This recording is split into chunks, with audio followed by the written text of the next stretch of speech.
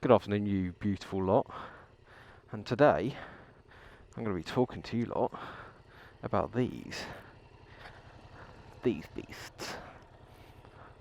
So let's jump on, shall we?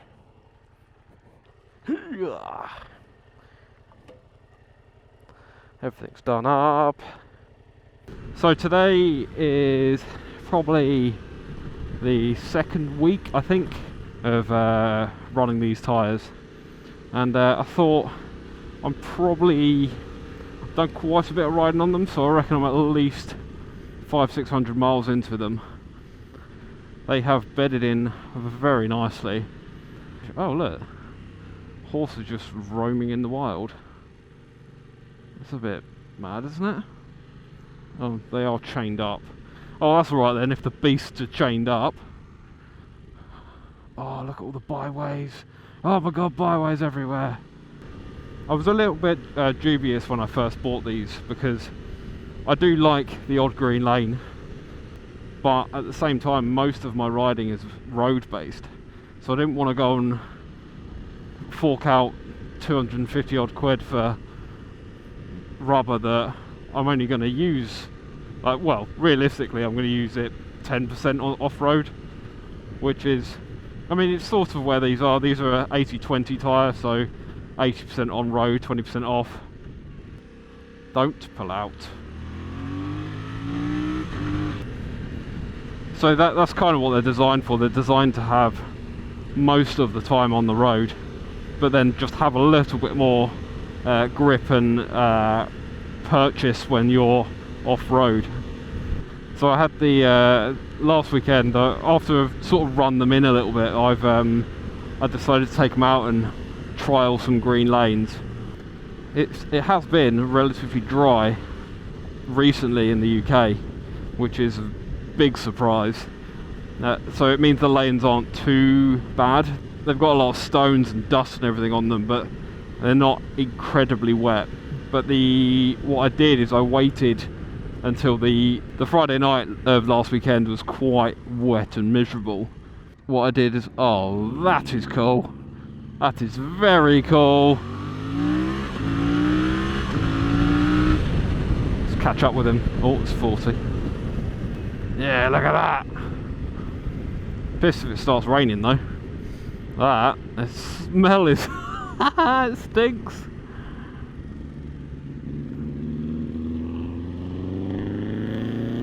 Oh, that smells really nice.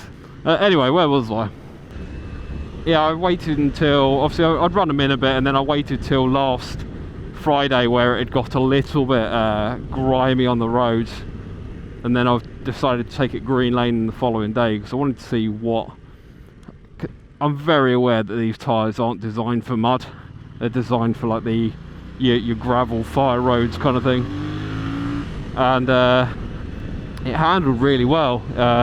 It handled all the dust. It gave me so much more grip than my previous set of tyres did, the PL5s, and it just meant that when I was opening it up, I've still got a little bit of wheel spin and kick up as you would, but these give you so much more confidence in the corners.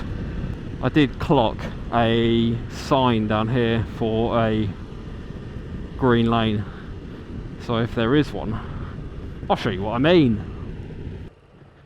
There you go. So you're coming up here, you get these little red arrows here. If it's red, it means it's a byway open to all traffic. So it does mean if you're a dick like me, you can just come down them. Now, do be careful because they're completely unmaintained. And you might get the odd tractor or truck or something coming down them. But it's not like tricky stuff. There's no big ruts or anything normally. But doing this kind of thing is quite nice just to get off the beaten track. You barely see anyone. The thing I quite like about going down byways is that you haven't got there's no like stress about going fast and getting your knee down and all that sort of stuff. Let's get out of here first. There's no stress about getting your knee down and going fast, keeping up with that S1000 double R that's in front of you on your Tracer that's got half the horsepower, well, less than half the horsepower. But it's quite nice. It gives you a bit of a, every now and again it gives you a change to your riding. You get to go out and sort of challenge yourself to a new style of riding, a new sort of feeling. And underneath you the bike's moving around all over the place, and you have to navigate things with a little bit more thought than over just how fast you can go. It's not as bad on proper adventure bikes, but when you're on a bike that's got not that great a ground clearance, you have to sort of think back more about it, and it's quite, I'm not saying all the time, but just every now and again it's quite enjoyable.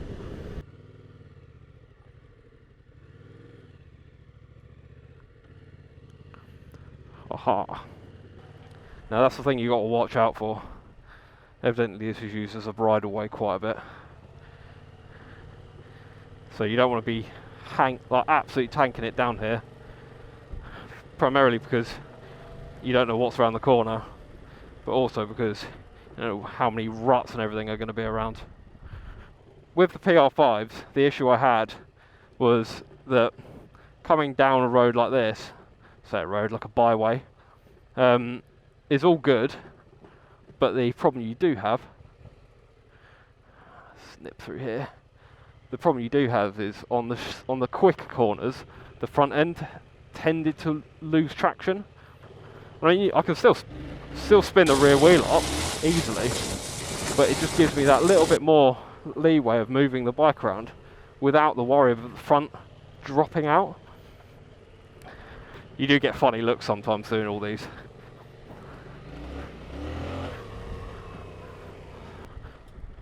The big problem with stuff like this where you've got some ruts is that when your front wheel climbs up the rut, get out of the way of that, when your front wheel comes up like that, up the side of the rut, you slide. Well, you tend to slide anyway. So if you have a tyre a little bit more purchase on the ground, there's less slipping. Now, as I was saying before, when I went down that green lane the other day, I'm going to go up on the grass. When I went down the green lane the other day, after the Friday where it had been raining, there was a lot more, well, mud, to put it bluntly. There was a lot muddier.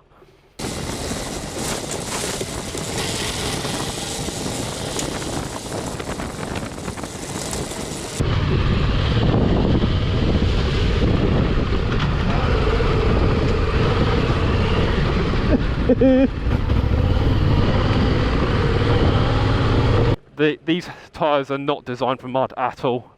They can handle stuff like this easily. This is really easy, simple stuff for it to do. But the mud, because they haven't got big chunky knobs on them. Chunky knobs.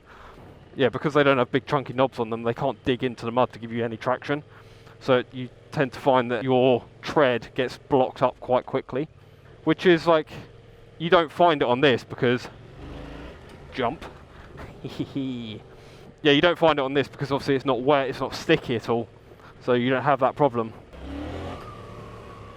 But even just doing something like that, like the amount the rear wheel spins is half of what it did on the Michelins. Obviously I'm not trying to compare these to Michelins because I'm very aware that Michelins are a road biased, well, completely road focused tyre with no intention of them ever being off-road. And these are part off-road kind of thing. So I'm not comparing them at all, but I just, for what I want from them, this is ideal. This is all I'm ever going to do. I'm not going to ever jump this bike and stuff because it's just not designed for it. Because jump.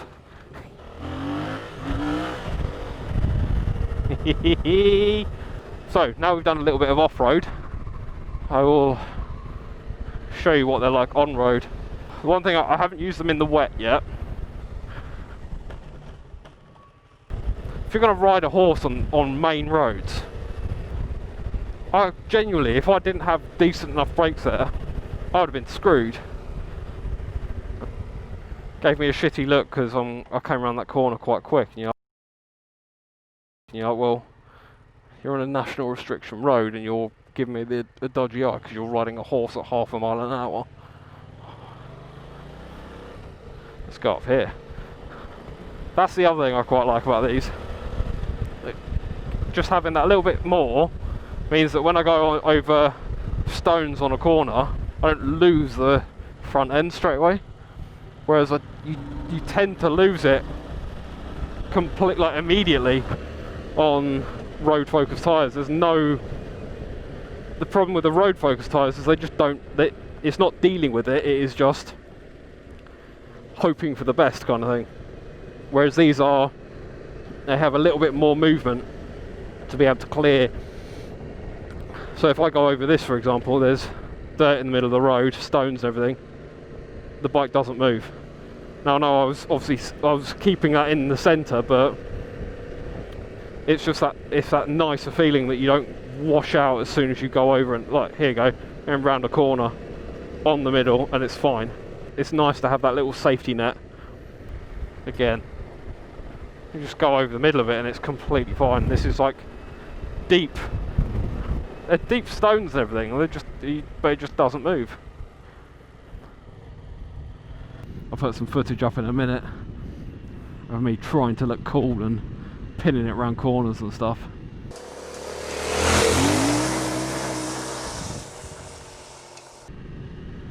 Yeah, obviously if you're trying to put power down through these, and I'm talking if you've got like a 150 horsepower bike or more, move pigeon, you might struggle to put the power down properly on these tyres, purely because they're not road tyres. When you're trying to put down a decent amount of power in the corner or even in the straight, to be fair, there's some flex in the tyre, so you'll find that they wear down quicker, but also you lose not lose traction, but the tyres feel like you're moving all over the place in the corner.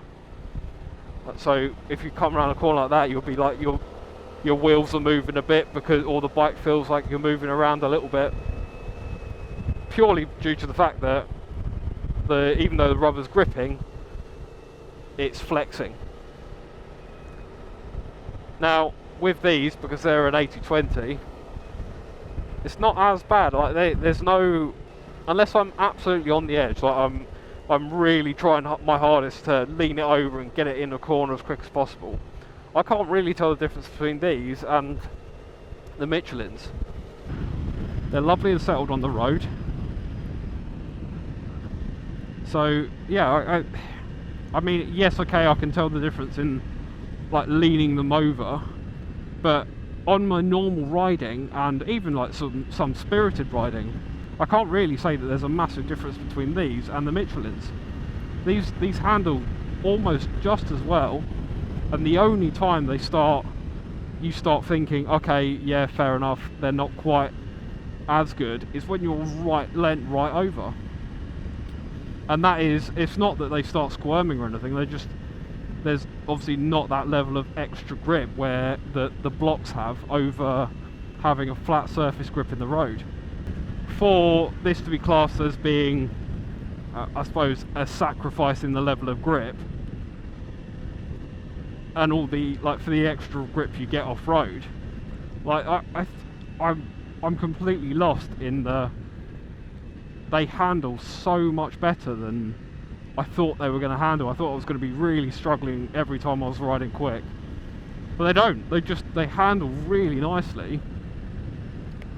Ow, fly. I don't feel like I'm any more disadvantaged on these tyres than I was on a set of the PR5s, but I've got the extra grip for the off-road stuff when I want it. The only thing I will say is that motorway speeds is a little bit more of a hum than my previous tyres, but I mean, it's not a problem. You're not stressing about it. It doesn't annoy you. You throw it into a corner, don't worry about it.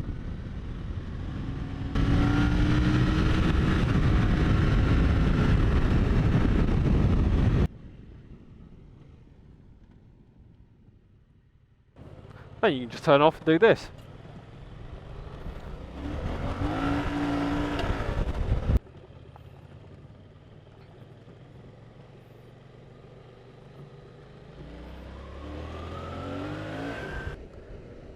So there we go, that's a bit of a first impressions on the Pirelli Scorpion Rally STRs.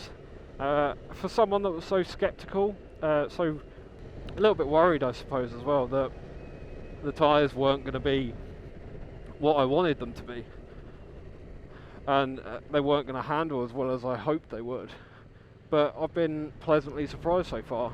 The only thing that will hamper my opinion is if they do, I mean, there's a few people online that are saying they're getting like 3,000 or 4,000 miles out of a rear tyre, which I personally think if you're that ham-fisted that you only get 4,000 miles out of a rear tyre, and one that's designed to last quite well as well, then it's more rider than the tyre's fault.